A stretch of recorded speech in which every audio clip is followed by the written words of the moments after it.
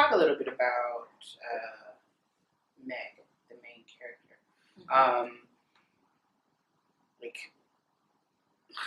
What was it like writing her and figuring her out? Knowing that some pieces of that are maybe lifted from your life and maybe not, but what was it like figuring out the ways that she's like you and the ways that she's not like you? I think an exciting goal for my studio retreat is going to be. I think this character does need a little bit more divorcing work from me. And I wrote it without ever intending to cast myself in this role or anything, but her way of being in the world, her absurd monologues to fictional interviewers.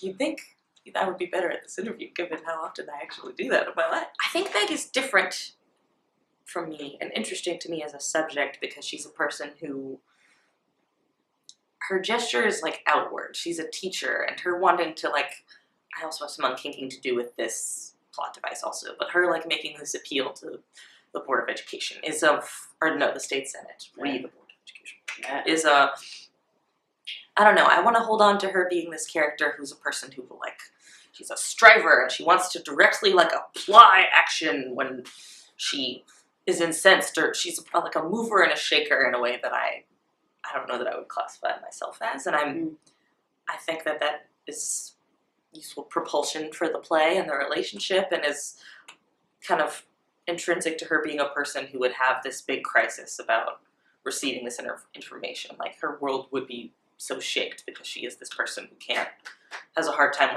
reconciling seemingly opposing pieces of information. You said this at one point. I'm quoting you back to you. You're at Space on Ryder Farm. You said something really lovely about how adulthood or something is being able to hold two separate truths in your head at the same time. I think I said that. I think you might have been quoting someone. Anyway, it was lovely. Sweet down. But I think Meg is not necessarily a person who can do that with ease or grace, and so I think she's a little bit more of a binary thinker. Mm-hmm. And that's interesting. That's fine. One of the things I really respond to in the play is that you have these sort of two things happening. There's this deeply personal story happening. Here's this woman presented with some sort of world-shattering information, and she has to work through that in a way that is deeply personal and specific and takes time, but there's also this layer of theatricality on top of it, and there are these other characters who sort of walk in and out and take up space in very different ways, and you have the laugh tracks and sort of this American sitcom energy laid over it, and my first thought was oh, where does that come from? But also, do you, because I know that you're also an actor, I know you're also a performer, do you think, would a totally straight play with none of that be of interest to you, or do you think that your version of theater is bigger than that? Oh. I think it would. I think that's one of those, that's a challenge to me. And so yes, that is a signpost to climb on the mountain of progress. I mean, maybe. Of me. Wow. Yeah. Yeah, no. That's something I have given a little bit of thought to, especially lately. I am, and my background and my educational background is drifted towards the theatrical, and it is a love of performing that is also, I think I get excited about plays that move and shake and have a lot of glitter and nonsense in them. Yeah. But I also, a lot of the work I've responded to and things that have moved me a lot as art objects are told, I don't want to say simply because that's art more simply, but without so much bells and whistles, realism and naturalism are of interest. And I definitely, that's on my radar. I want to challenge myself in the future piece too, and kind of see if I can just have two people boil into a place. Well, I think that's interesting. Yeah. Well, but I would question.